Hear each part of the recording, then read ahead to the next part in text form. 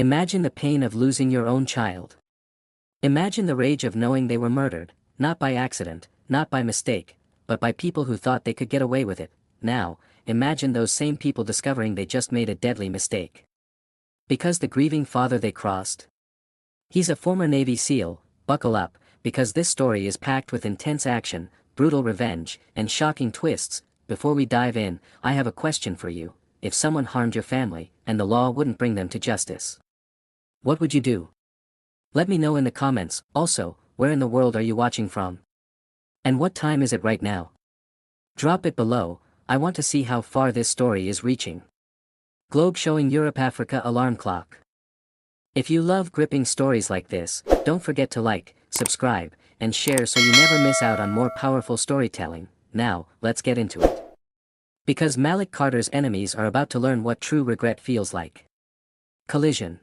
The hot Georgia sun blazed over the small town of Worthington, a place where racism had long festered beneath the surface like a slow-burning fire. It was here that Malik Carter, a former Navy SEAL, had settled down after years of serving his country in the most dangerous corners of the world. He wanted peace, a quiet life with his wife, Aisha, and their 6-month-old baby boy, Jeremiah. But the town had other plans. Malik had grown up in Worthington, but the people had never accepted him. Even as a child, he had been made to feel like an outsider. When he left for the military, no one celebrated him. When he returned, no one welcomed him. But he didn't care. His only concern was his family. That morning, Malik was at the local hardware store, picking up supplies for a backyard project. Aisha had wanted a small garden, and he was determined to build her the perfect flower bed. As he loaded his truck, he noticed 2 sheriff's deputies, both white, leaning against their cruiser, watching him. "Never seen an are so comfortable in our town," one of them, Deputy Ray Collins, muttered just loud enough for Malik to hear. His partner, Deputy Rick Harris, chuckled. Malik had heard it all before. He ignored them and climbed into his truck. His patience was something he had trained in the military. It kept him alive in war zones, and it would keep him from breaking these men's jaws. As he pulled out of the lot, he felt a sense of unease. Something wasn't right. When he got home, that feeling turned into a nightmare. The front door was wide open, his heart pounded as he rushed inside. The living room was trashed, broken glass, overturned furniture. His instincts screamed at him. He sprinted to the nursery, empty, his stomach dropped. "Aisha!" He roared, no answer. Then he saw her. Lying on the kitchen floor, blood pooling around her head, he fell to his knees beside her, lifting her face gently. "Aisha! Baby, talk to me." She groaned, barely conscious. They took him. Jeremiah. Malik's world shattered. The sound of a truck peeling away outside sent him into motion. He sprinted out the back door just in time to see a black pickup speeding down the road. He didn't hesitate. He jumped into his own truck and took off, his hands gripping the wheel like a vice. He knew who had done this. Those 2 deputies. His mind raced as he sped through town, weaving between cars, his foot pressing harder on the gas. Then he saw it, the black pickup turning onto an old dirt road leading to the outskirts of town. His rage burned hotter than anything he had ever felt. He followed, his hands steady, his mind focused. This was no longer about reason. This was war. The dirt road led to an abandoned barn. The truck screeched to a stop, and Malik pulled over just out of sight. He climbed out, moving silently. Years of SEAL training made him a ghost. He approached the barn and peered inside. Collins and Harris stood there, laughing. Between them, little Jeremiah lay on the ground. Still. Motionless, Malik's breath caught. His baby. Collins nudged the infant with his boot. "Guess the little monkey couldn't take the heat." Harris laughed. "One less of them in this town." Malik saw red. He moved fast, his body a weapon honed by years of combat. Before the deputies could react, he grabbed Harris from behind, twisting his arm until it snapped. The man screamed, but Malik was already moving, driving his elbow into Collins' throat, sending him staggering back. Harris fumbled for his gun, but Malik was quicker. He yanked the weapon from the deputy's holster and smashed it across his face, sending him crashing to the ground. Collins recovered, drawing his own gun. Malik dove behind a stack of hay bales as bullets ripped through the air. The gunfight had begun. Collins fired wildly, shouting expletives, but Malik was calm. He had faced worse in Afghanistan. He moved with precision, flanking the deputy. When Collins stopped to reload, Malik struck. He tackled the man, slamming him into the dirt. Collins grunted, trying to bring his gun up, but Malik was relentless. He grabbed Collins' wrist and twisted until the gun clattered away. "You killed my son." Malik growled, his voice ice cold. Collins spat in his face. "Should have never come back here." Malik's fist connected with his jaw, a brutal hit that sent the deputy sprawling. Harris groaned on the ground, clutching his broken arm. Malik picked up Collins' gun and aimed it at him. The deputy's cocky smirk faded. "You wouldn't." A bullet shattered the ground inches from Collins' head. He flinched, fear creeping into his eyes. Malik's hands trembled with fury, his finger hovering over the trigger, but then he heard something, a faint, weak cry. His heart nearly stopped. "Jeremiah." Malik dropped the gun and rushed to his son. The baby was barely breathing, his tiny chest rising and falling unevenly. He was alive, but barely. Malik scooped him up, cradling him. His baby boy, Collins, and Harris weren't laughing anymore. They knew they had made a mistake. Malik turned to them, his eyes dark with fury. "This isn't over," he said. Then he walked out, his son in his arms, leaving behind the two men who had just made the worst mistake of their lives. Malik's hands were steady as he drove, but inside, his mind was a storm of rage and agony. Jeremiah's tiny body lay cradled in his left arm while he steered with his right. The baby's breaths were shallow, weak. Every wheeze felt like a dagger in Malik's heart. He had one goal now: get Jeremiah to the hospital. The town's small hospital was a blur of bright lights and hurried voices when he burst through the doors. Nurses turned, startled by the sight of a bloodied, battle-hardened man carrying a barely breathing infant. "Help me." Malik barked, his voice raw. A young nurse, a black woman named Vanessa, rushed over and took the baby from his arms. "Oh my God. What happened?" "No time," Malik said. "Save him." Vanessa nodded and sprinted toward the ER. Malik stood there, breathing hard, his hands clenched into fists. His mind was racing. Every part of him wanted to storm back to that barn and finish what he started, but first, he needed to make sure Jeremiah would survive. A hand touched his shoulder. "Mr. Carter." Malik turned to see an older white doctor with a lined face. "Dr. Holloway." One of the few people in town who had always treated him with respect. "We'll do everything we can," the doctor said. Malik gave a stiff nod. "Do better than that." The doctor held his gaze, then hurried into the ER. Malik exhaled, trying to calm himself. His hands were still shaking. He had seen war, watched men die, but this was different. A noise behind him made him turn. Sheriff Tom Walker stood there, arms crossed. A thick, broad-shouldered man with a gut that pushed against his belt. His badge gleamed under the hospital's fluorescent lights. "We got a problem, Carter?" the sheriff asked. His voice was slow, deliberate. Malik's jaw clenched. "Your boys kidnapped my son." Walker raised an eyebrow. "That so?" Malik took a step forward. "You know damn well it is." Walker sighed, like he was dealing with a minor inconvenience. "Collins and Harris told me you attacked them. Said you broke Harris's arm. They're lucky I didn't break their damn necks."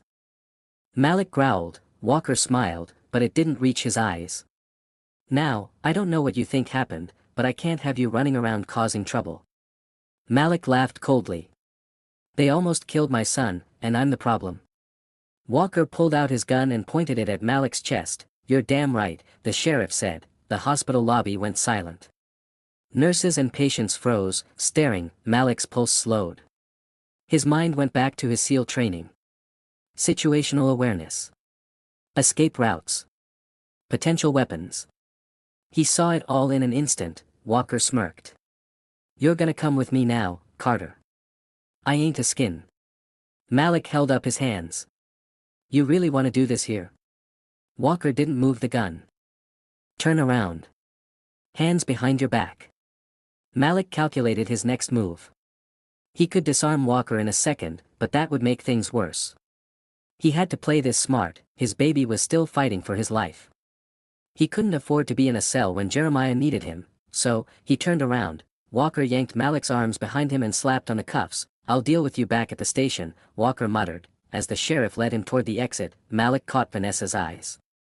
She gave him a small nod. she understood, this wasn't over. Sheriff station, holding cell, the cell smelled like sweat and mildew. Malik sat on the bench, his muscles coiled like a predator waiting to strike. Across the room, Collins and Harris sat in the break room, laughing. Collins glanced at Malik and smirked. Told you, boy. This ain't your town. Malik remained silent, his eyes locked on them.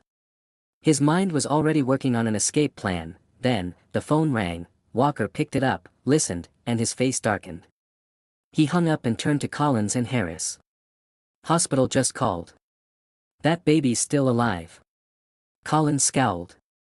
You gotta be kidding me. Harris shook his head. We shoulda made sure. Malik's fingers curled into fists. Walker turned to Malik. Seems like your kid's tougher than we thought. Collins stood up and cracked his knuckles. Maybe we pay him another visit. Malik's blood turned to fire, but then, another voice cut through the air. I wouldn't do that if I were you. Every head turned. Standing in the doorway was a man in a suit. Dark skin, bald, with sharp, intelligent eyes. He carried himself with authority. Walker frowned. Who the hell are you? The man pulled out a badge. Special Agent Derek Langley. FBI. The room went still. Langley turned to Malik. Mr. Carter, you're free to go. Walker's face turned red. Now hold on, you hold on, Langley snapped. I just got a call from the hospital. The baby's injuries suggest attempted murder. And since 2 of your deputies were involved, this is now a federal case. Walker opened his mouth, then shut it. Langley walked to the cell and unlocked it. Malik stood up slowly, rolling his shoulders. Collins and Harris exchanged glances. Langley turned to them. We'll be investigating you too. Collins laughed nervously. Come on, man, it's just a misunderstanding. Langley's expression didn't change. We'll see about that. Malik stepped out of the cell, locking eyes with Walker. The sheriff gritted his teeth. This ain't over. Malik leaned in, his voice a whisper of lethal promise. You're damn right it's not. Langley placed a hand on Malik's shoulder. Let's get you to your son. As they walked out, Malik glanced back at Collins and Harris. The fear in their eyes told him everything. They knew they had made a mistake, but Malik wasn't done, not even close. The night air was thick with tension as Malik rode in the passenger seat of Langley's black SUV. The streetlights flickered past, casting long shadows over the quiet town. Malik's fists clenched on his lap, his mind racing. How did you know? Malik asked, his voice low. Langley kept his eyes on the road. A nurse at the hospital made a call to my office. Said a man brought in a baby who looked like he'd been through hell. When I heard the name, Malik Carter, I knew something was off. Malik's eyes narrowed. You know me? Langley smirked. You don't remember, do you? Malik studied him, but nothing came to mind. Langley sighed. Kandahar. 2011, you saved my life. The memory hit Malik like a freight train. A covert mission gone wrong, an ambush in the mountains. Malik had carried an injured intelligence officer out of enemy fire, covering their retreat with precision sniper shots. That was you? Malik said. Langley nodded. Oh, you won. Malik exhaled. Well, looks like it's payback time. They pulled into the hospital parking lot. Malik was out before the car had even stopped, striding toward the entrance.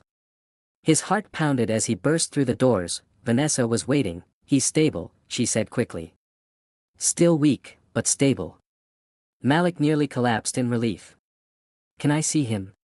She nodded and led him to the ICU. Through the glass, he saw Jeremiah lying in the crib, tiny tubes attached to his fragile body. His little chest rose and fell in slow, even breaths.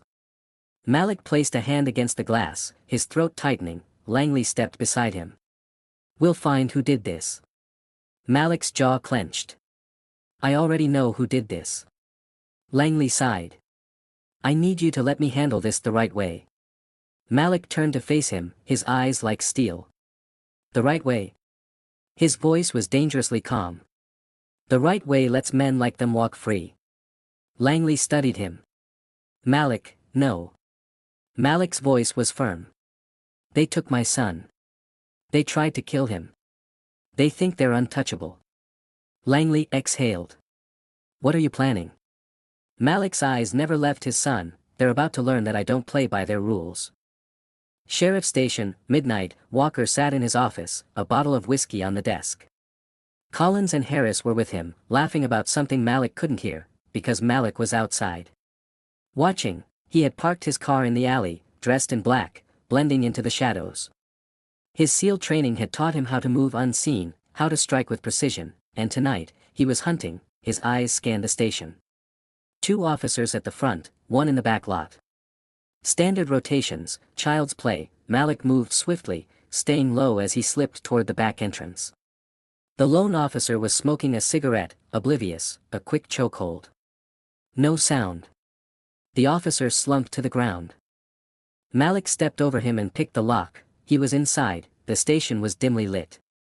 He moved through the hallways like a ghost, his senses heightened. He could hear the muffled voices from Walker's office, then he heard something else. A radio crackled. "Sheriff, got a call from the hospital. That FBI guy's still poking around." Walker's voice came next. "Don't worry. He won't find nothing. And if he does..." A pause. "We'll handle him." A cold smile formed on Malik's lips. Walker had no idea he was already dead. Malik moved closer, pressing his back against the wall beside the door. He drew the pistol he had taken from the unconscious officer outside. Silencer attached. His heartbeat slowed. His breathing was steady, then he kicked the door open. Walker barely had time to react before Malik shot the whiskey bottle off his desk, glass exploding into shards. Collins and Harris leapt to their feet, hands scrambling for their guns. Too slow, Malik shot the gun out of Harris's hand, then swung the pistol hard against Collins's jaw. The deputy crumpled to the floor. Walker reached for his gun. Malik grabbed him by the collar and slammed him against the wall. The silencer pressed against his gut. Walker's eyes went wide. "Carter," Malik cut him off. "You think you can touch my son and get away with it?" His voice was death itself. Harris groaned from the floor, cradling his shattered hand. Collins spat blood, trying to reach for his weapon. Malik turned and fired a shot just inches from his head. The deputy froze. Walker swallowed hard. Look, Carter," Malik pressed harder. "Where's the other one?" Walker hesitated. Malik drove a knee into his ribs. The sheriff wheezed. "Where?" Malik barked. Walker coughed. Dawson's at his house." Malik pulled him close, whispering in his ear. "If my son dies, I'm coming back to finish this." He let Walker fall to the ground, gasping. Then, he was gone, slipping back into the night. Dawson's house sat on the outskirts of town, a 2-story wooden structure surrounded by dense trees. A single floodlight illuminated the driveway, where his police cruiser was parked. Malik crouched in the shadows, scanning the perimeter. Dawson wasn't expecting trouble. That was his first mistake. The second, being part of the attack on Malik's son. Malik moved silently, circling the house. His Navy SEAL training kicked in, every movement calculated, every step controlled. He spotted an open window on the 2nd floor. Perfect. He scaled the side of the house effortlessly, gripping the wooden beams and pulling himself up. Years of military conditioning had honed his body into a machine. He reached the window, slipping inside without a sound. The room was dark, but he could hear someone snoring in the next room. Malik drew his suppressed pistol and crept forward. The door was slightly ajar. Through the gap, he saw Dawson sprawled on his bed, fast asleep, a half-empty beer bottle on the nightstand. His badge and gun belt lay on the dresser. Malik stepped inside. Dawson stirred slightly, but didn't wake. Malik grabbed him by the throat. Dawson's eyes shot open in panic as Malik lifted him off the bed and slammed him against the wall. "What the hell?" Dawson choked, struggling against Malik's iron grip. Malik pressed the silencer against his temple. "You like hurting children, Dawson?" Dawson gasped, clawing at Malik's wrist. His legs kicked, but Malik didn't budge. I didn't," Dawson wheezed. Malik tightened his grip. "Don't lie to me." Dawson's face turned red. "I just followed orders, man," Walker said. Malik cut him off by slamming his head against the wall. Dawson groaned, dazed. "I don't care what Walker said." Malik's voice was ice. "I want names. Who else was involved?" Dawson coughed, gasping for breath. "It was just us, I swear." Malik drew his knife, pressing it against Dawson's cheek. Dawson whimpered. Okay. Okay. It was us four. Walker, Harris, Collins, and me. Malik's eyes narrowed. Who gave the order? Dawson hesitated. Malik drove his knee into the deputy's ribs, making him cry out, Walker. It was Walker. Dawson blurted. He said the baby needed to disappear. That Carter would leave town if we scared him enough. Malik's blood boiled. They wanted my son dead, he said, his voice low. Dawson nodded frantically. I swear, man, I just did what I was told. Malik studied him for a long moment. Then he lowered his gun. Dawson exhaled in relief, until Malik's fist smashed into his face. Dawson collapsed to the floor, unconscious. Malik stood over him, breathing heavily. He wanted to put a bullet in the man's skull, but he wasn't done yet. Walker had ordered the hit. And now he was going to pay. Sheriff Station, 3 a.m., Sheriff Walker was nursing a bruised rib and a busted lip. Collins was still unconscious in his office. Harris had his hand wrapped in bloody gauze. They were in damage control mode. Where the hell is Dawson? Walker growled, pacing the office. Harris shook his head. Ain't answering his damn radio. Walker slammed a fist against the desk. That bastard Carter's out for blood. We need to take him out first. Harris hesitated. You sure about that? Man's ex-military. Walker glared at him. You scared? Harris looked away. Walker exhaled sharply. We take him out before he gets to us. Understood? Harris nodded, but there was fear in his eyes. Walker grabbed his shotgun. Let's move. Malik's hideout. Malik sat in the abandoned warehouse, assembling his gear, his suppressed pistol. His combat knife. An M4 rifle with a short barrel, perfect for close-quarters combat. He was preparing for war. Langley entered, watching him silently. You're going after them, Langley said. It wasn't a question. Malik didn't stop loading his rifle. Damn right. Langley sighed. I get it, Malik. But you can't just start a war in the middle of town. Malik locked eyes with him. They tried to kill my son. Langley hesitated. They think they're above the law, Malik continued. Tonight, they learn they're not. Langley exhaled. You want backup? Malik smirked. I work alone. Langley tossed him a police radio. At least keep me in the loop. Malik nodded. Stay out of my way. Then he was gone. The ambush. Walker and Harris pulled up outside Malik's apartment complex, parking in the alley. The plan was simple, hit him fast and hard. Walker stepped out first, gripping his shotgun. Harris followed, gun drawn. They didn't see Malik waiting in the shadows. The first shot rang out. Harris dropped instantly, a suppressed bullet tearing through his thigh. He screamed, collapsing to the ground. Walker spun around, raising his shotgun. Malik tackled him, slamming him against the car. The gun clattered to the ground. Walker swung wildly, but Malik was faster. He ducked, driving an elbow into the sheriff's gut. Walker staggered back, wheezing. Malik grabbed his wrist, twisting it. A sickening pop echoed as Walker howled in pain. Then Malik pressed the barrel of his pistol against Walker's forehead. Walker froze. Malik's voice was death itself. This is for my son. Walker swallowed hard, his forehead slick with sweat as Malik's pistol pressed against his skull.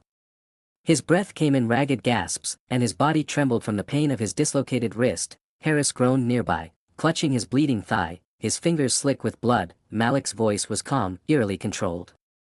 Give me one reason why I shouldn't end you right now. Walker licked his lips, his mind racing. He'd faced criminals, thugs, and violent offenders before, but this was different.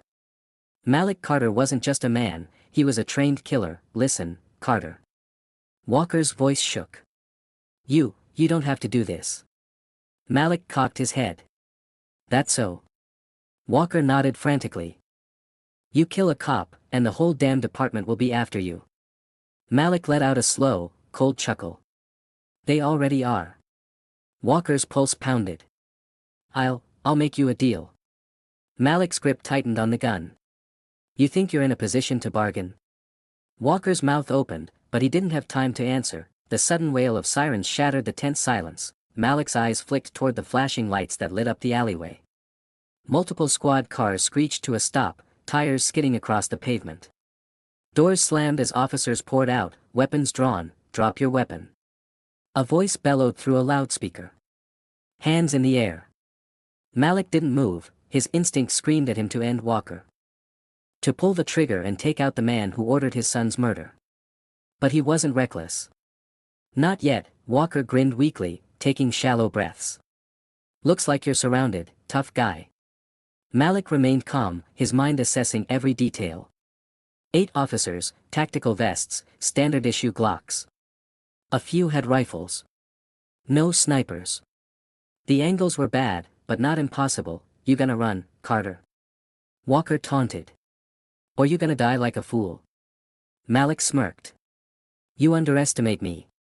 Then, he moved. In a flash, he grabbed Walker, yanking him up as a human shield. Walker yelped in shock as Malik pressed his pistol under the sheriff's jaw, back OFF, or he dies. Malik roared, the officers froze.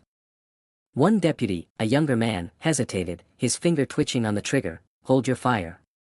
Another cop ordered, Walker's breath came in shallow gasps. Don't shoot. He stammered. Malik backed toward the alleyway entrance, dragging Walker with him. The officers fanned out, trying to find an angle. You can't escape, Carter. One officer yelled, Malik scoffed. Watch me. With sudden force, he threw Walker forward. The sheriff stumbled, falling to his knees, and in the split second of distraction, Malik turned and bolted. Gunfire erupted, bullets slammed into the brick walls, sparks flying as rounds ricocheted off metal dumpsters. Malik zigzagged, dodging between alleys as the police pursued him. He vaulted over a fence, rolling onto the pavement as gunfire chewed through the wood behind him. Sirens howled as more squad cars joined the chase. Malik sprinted, his breath controlled, his body moving with the precision of years of training. He cut through a parking lot, weaving between cars as bullets shattered windshields. A cop lunged at him from behind. Malik spun, catching the officer's wrist and snapping it in one smooth motion. The man screamed as Malik delivered a brutal elbow to his jaw, knocking him out cold. Another officer raised his gun. Malik kicked it from his hands and slammed his knee into the cop's stomach. The man crumpled to the ground. Malik grabbed his pistol and kept moving. Up ahead, 2 more officers blocked his path. One had a shotgun. Malik dove behind a dumpster as the blast tore through the air. He returned fire. 2 clean shots. Both officers dropped. The streets were alive with flashing lights, but Malik knew the city better than most. He cut through an abandoned construction site, ducking into the skeletal remains of an unfinished high-rise. He needed time, needed a plan. Above him, the structure rose 20 floors into the sky. It was his best bet. Malik climbed the stairwell, 2 steps at a time. The sound of police boots echoed below. They were coming. By the time he reached the 15th floor, the unfinished building creaked in the wind. Scaffolding swaying slightly, Malik crouched behind a stack of cement bags, catching his breath. Then he heard something that made his blood turn to ice, a helicopter. The powerful roar of rotor blades sliced through the night. A spotlight flooded the floor, casting long shadows. Carter. A voice boomed from a loudspeaker. There's nowhere to run. Malik peered through the gaps in the scaffolding. The police chopper hovered just beyond the edge of the building. A sniper leaned out, rifle aimed, trapped. Malik's mind raced. Then, an idea. He reached into his belt, pulling out a smoke grenade. With a quick motion, he yanked the pin and hurled it onto the floor below. Thick. White smoke billowed into the air, swallowing the stairwell in a dense cloud. The officers below coughed, their radios crackling in confusion. Using the cover, Malik sprinted across the exposed beams of the structure. The chopper's spotlight swung wildly, struggling to track him through the smoke. The sniper fired, the bullet missed by inches, slamming into steel. Malik reached the edge of the building. Below, another rooftop loomed, 5 stories down, a risky jump, but it was his only way out. The helicopter swung closer. Malik didn't hesitate. He leaped, air rushed past him as he plummeted toward the rooftop. He landed in a roll, absorbing the impact. Pain shot through his legs. But he ignored it. Behind him, the police were still struggling through the smoke. The helicopter circled, searching, but Malik was already gone, vanishing into the shadows of the city. This wasn't over, not even close. Malik moved like a shadow through the city, his breath steady despite the adrenaline surging through his veins. The police had underestimated him, again. He had evaded the chopper, disabled multiple officers, and now, he was regrouping. But this wasn't about escape, this was about justice. He had unfinished business, his son's murderers were still breathing. That would change. At a small motel on the outskirts of town, Malik sat on the edge of the bed, his Glock resting on the nightstand. His laptop screen glowed in the dim light as he pulled up a list of known white supremacist groups in the area. The men who had killed his son weren't just rogue cops. They were part of something bigger. He clicked on a file he had stolen from Walker's office earlier that night. It contained names, addresses, and financial transactions. The deeper he dug, the clearer it became. Walker and his men weren't just racists with badges. They were part of an underground militia, a secret organization built on hate. Malik clenched his jaw. He had fought enemies overseas, taken down terrorists, eliminated high-value targets. Now, he would do the same here. A name stood out, Ray Bannon, a former soldier turned extremist. Intelligence suggested he was the one who pulled the trigger on Malik's son. Malik's hands curled into fists. Bannon was staying at a rural compound outside the city, a heavily fortified hideout where his gang operated. Malik shut his laptop and holstered his gun. It was time to pay them a visit. The compound was a nightmare of security. Cameras covered every angle, motion detectors lined the perimeter, and armed guards patrolled in pairs. Floodlights illuminated the fences, casting long shadows across the open ground. A full-scale assault was suicide, but Malik didn't need an army. He was one, dressed in tactical gear. He crawled through the tall grass, using the wind to mask his movement. The moon was barely visible behind thick clouds, perfect for a ghost like him. 2 guards stood near the front gate, rifles slung across their backs. Malik moved fast, a suppressed shot. The first guard dropped. A clean hole between his eyes. Before the second could react, Malik was on him, wrapping an arm around his throat and cutting off his air. The man struggled, kicking, clawing at Malik's grip. 30 seconds later, he stopped moving. Malik dragged both bodies into the shadows and took one of their rifles. He was inside the compound. The air smelled of sweat, beer, and cigarette smoke. Men in tactical vests moved between the buildings, laughing and talking, unaware of the storm coming their way. Malik pressed himself against a wall, checking his targets. 3 men stood near a truck, loading crates. 2 more leaned against a stack of tires, sharing a cigarette. A sniper perched on a balcony above them. Scanning the area, Malik exhaled slowly, then he moved. A single suppressed shot. The sniper's head snapped back, his rifle clattering to the floor. The 2 men near the truck barely had time to react before Malik took them down with 2 clean shots. Panic erupted, shots fired. Someone yelled. Malik sprinted forward, ducking behind a crate as bullets chewed through the wooden walls. He returned fire, dropping another target. The remaining men scrambled for cover, firing wildly into the darkness. But Malik wasn't there anymore. He flanked left, using the shadows. A guard ran past him, scanning the area with his rifle. Malik grabbed him from behind, twisting his head until his neck snapped. Gunfire rang out. More men were pouring out of the main building, barking orders, scanning for movement. Malik picked them off one by one. A headshot to the man near the generator.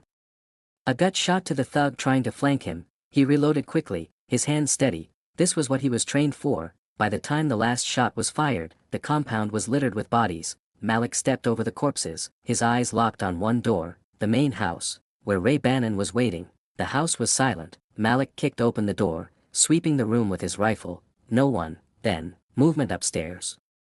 He climbed the steps carefully, his boots making no sound. A door at the end of the hall was slightly ajar. Light spilling from within. Malik pushed it open. Ray Bannon sat in a chair, a pistol on the table beside him. He didn't reach for it. Instead, he smirked. "I knew you'd come," Bannon said. Malik raised his rifle. "Then you knew you were gonna die?" Bannon chuckled. "You think I'm afraid of death?" Malik didn't answer. Bannon leaned back. "You're a hell of a soldier, Carter. But you don't understand the game you're playing." Malik stepped closer. "Enlighten me." Bannon's smile widened. "You think I'm the end of the road? That this stops with me?" He shook his head. "I'm just a soldier, like you. But the war? It's bigger than both of us." Malik didn't flinch. "I don't care about your war. I care about my son." Bannon sighed. "Yeah. That was unfortunate." Malik's finger tightened on the trigger. Bannon's eyes darkened. "But go ahead. Kill me. It won't change anything." Malik hesitated for the first time. Bannon saw it, he grinned. That's right. You're a trained killer, but you still think like a soldier. Orders, missions, objectives. But this is different. His grin widened. The real enemy? You haven't even met them yet. Malik's grip tightened, Bannon leaned forward, voice calm. Pull the trigger, Carter. Then watch what happens next. Malik's jaw clenched, then, a sudden explosion rocked the house, the walls shook, flames bursting through the windows. Malik staggered back as debris rained down, gunfire erupted outside, heavy, automatic fire. Someone else was here. Malik turned just in time to see Bannon diving for his pistol. They both fired at the same time. Bannon's bullet grazed Malik's shoulder. Malik's bullet went straight through Bannon's skull. The extremist collapsed, lifeless. But there was no time to celebrate. A new threat had arrived. Malik grabbed his rifle, blood dripping from his arm. Outside, the roar of engines filled the air. New enemies, more targets. This wasn't over, not even close. The house shook as another explosion rocked the compound. Flames roared through shattered windows, casting flickering shadows against the walls. The sound of heavy-caliber gunfire filled the air, a relentless barrage of destruction. Malik pressed his back against the smoldering wooden wall, his mind racing. Bannon was dead, but the war was far from over. Someone else had arrived, and they weren't just here to clean up the mess, they were here for him. He gritted his teeth, ignoring the pain in his shoulder. He had fought through worse. The real challenge was surviving the next few minutes. The rapid pop of automatic gunfire echoed outside, followed by the unmistakable sound of boots crunching through debris. These weren't local thugs or disorganized militia men, these were professionals. Malik moved swiftly, sweeping his rifle across the burning wreckage of the house. He spotted movement through the smoke, black-clad figures with military precision, advancing in coordinated formation. Who the hell were these guys? Malik didn't hesitate. He aimed and fired. His first shot took down the point man, a clean shot through the throat. The second bullet slammed into the shoulder of another, spinning him sideways. The rest immediately responded, ducking for cover as return fire sprayed through the room. Malik hit the ground, rolling behind an overturned desk just as bullets chewed through the wooden walls above him. Push in. A voice barked from outside. Take him alive. Alive, that told Malik everything he needed to know. These weren't random gunmen. They had orders. Someone wanted him breathing, too bad for them. He reached into his vest and pulled out a flashbang.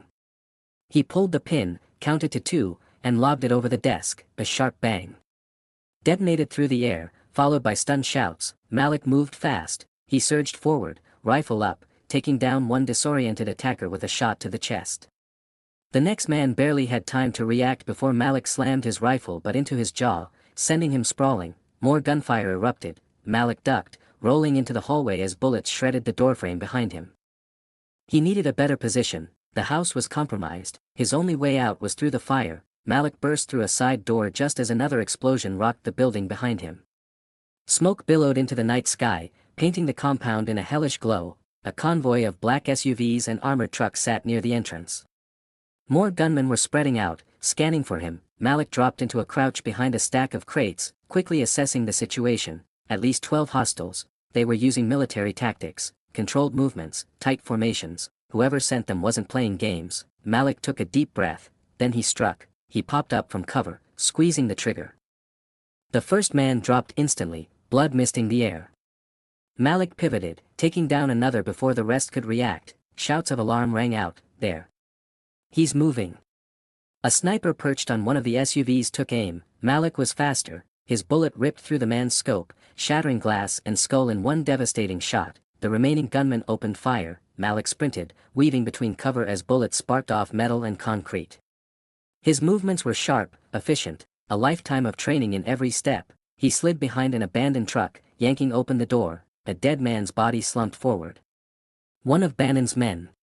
Malik quickly searched him and found exactly what he needed. A grenade launcher. Malik smiled grimly. Perfect. He slung his rifle over his back, gripped the launcher, and swung around the side of the truck. The gunman barely had time to react. Thump, a grenade spiraled through the air, slamming into the first SUV. The vehicle erupted in a fiery explosion, sending bodies and debris flying. Panic spread through the enemy ranks. Malik pressed forward, using the chaos. He ducked low, switching back to his rifle, and eliminated 2 more targets. a lone survivor scrambled toward a radio in one of the trucks. Command, we need. Malik silenced him with a precise shot. The compound fell into silence, smoke curling into the night sky. Malik exhaled, his heart pounding. He surveyed the destruction. Bodies littered the ground, vehicles burned, and the once impenetrable compound was now nothing more than a graveyard. But he wasn't naive. This wasn't the end. Whoever sent these men would come again. And next time, they wouldn't hold back. Malik slung his rifle and moved toward the last standing truck.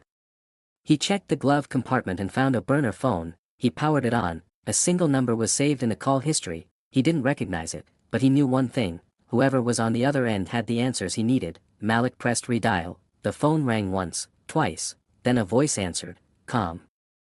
Cold, we've been expecting your call, Carter. Malik's grip tightened. The war wasn't over, it was just beginning. Malik tightened his grip on the burner phone. His blood was still pumping from the firefight, but the voice on the other end was eerily calm. We've been expecting your call, Carter. The word sent a chill down his spine. He glanced at the burning compound, his mind racing. Who were these people? Why did they send an elite kill squad after him? More importantly, why had they murdered his child? He clenched his jaw. Time for answers. Who the hell are you? Malik growled. A pause. Then, the voice replied, the question isn't who we are, Carter. The question is, how much are you willing to lose? Malik's eyes narrowed. Before he could respond, the phone cut to static. Then, a massive explosion rocked the compound, sending a shockwave that nearly knocked Malik off his feet. He spun just in time to see the last SUV he had been standing beside erupt into flames. A trap. Malik dove behind a pile of debris, gripping his rifle. Shadows moved through the smoke. More armed men, emerging like ghosts from the wreckage. These weren't the same mercenaries as before. These men were silent, precise, military-grade operators, and they were already in position. Malik barely had time to react before the first one opened fire. He rolled, coming up on one knee, returning fire with deadly accuracy. His first shot ripped through a gunman's throat. The second took another in the chest. More were closing in. Malik sprinted, weaving through the burning wreckage, using the smoke for cover. He could hear them coordinating. Fan out. Cut him off. Take him down. Malik yanked a grenade from his vest, pulled the pin, and hurled it. The explosion sent bodies flying, clearing a path. Malik rushed forward, gunning down the survivors as he moved. Then, a sharp whistle. Something struck Malik in the side, hard. Pain flared through his ribs. Sniper. Malik gritted his teeth, ignoring the wound. He had no time to slow down. He could hear more vehicles approaching in the distance. They weren't stopping until he was dead, or until he stopped them first. Malik pressed himself against a crumbling wall. Scanning the battlefield. He was outnumbered, but not outclassed. He had one advantage. They didn't know what he was truly capable of. He reached for his earpiece. It had been years since he activated this emergency frequency, but right now, he had no choice. He clicked the button. Alpha command, this is Phantom 1. Priority distress signal. Immediate extraction required. Over. A crackle of static, then, a familiar voice. Carter. Damn, son. We thought you were dead. Malik exhaled. Not yet, he muttered. But I will be if you don't get here fast. A pause. Then, hang tight. Ghost team en route. Malik allowed himself the slightest smirk. He wasn't alone anymore.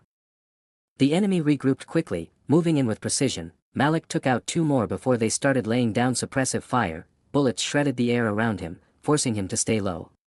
He checked his ammo, running low. Then, a low hum cut through the chaos, a sound Malik recognized instantly. Stealth helicopters. Then, hell rained down. Gunfire erupted from above as a black stealth chopper roared overhead. Snipers aboard the aircraft eliminated enemy forces in seconds, dropping them with precise headshots. More figures rappelled down from the sky. Ghost team. The elite SEAL unit hit the ground running, guns blazing. The tide turned instantly. Malik wasted no time. He joined the fight, moving alongside his old brothers in arms. He fought through the pain, eliminating hostiles with deadly precision. One by one, the enemy fell. The last gunman, realizing he was outmatched, dropped his weapon and ran. Malik didn't let him escape. He sprinted after him, tackled him to the ground, and pressed a knife to his throat. Who sent you? Malik growled. The man choked, fear in his eyes. Then, a single gunshot rang out. the man's head snapped back. Executed. Malik whirled. A figure stood in the distance, lowering a smoking pistol, a man in a black suit. Watching. Smiling, then, he stepped backward into the darkness. And disappeared, minutes later. The battlefield was silent. The enemy was gone. Malik stood among the wreckage, his muscles tense. He turned to the ghost team leader, his old SEAL commander. "You recognize those guys?" Malik asked. His commander nodded grimly. "They're Blackout." Malik's stomach tightened. Blackout, a shadow unit. A group that wasn't supposed to exist. A government-funded kill squad used for off-the-books operations, and they had just murdered his baby. Malik clenched his fists. This wasn't over, not by a long shot. His commander exhaled. "You want revenge, Carter?" Malik locked eyes with him. "No," he chambered a round in his rifle. "I want war." End of Generation 8. Final conclusion. Malik Carter is now hunting Blackout, the secret organization responsible for his child's murder. He's no longer just fighting to survive. He's bringing the war to them. Wow!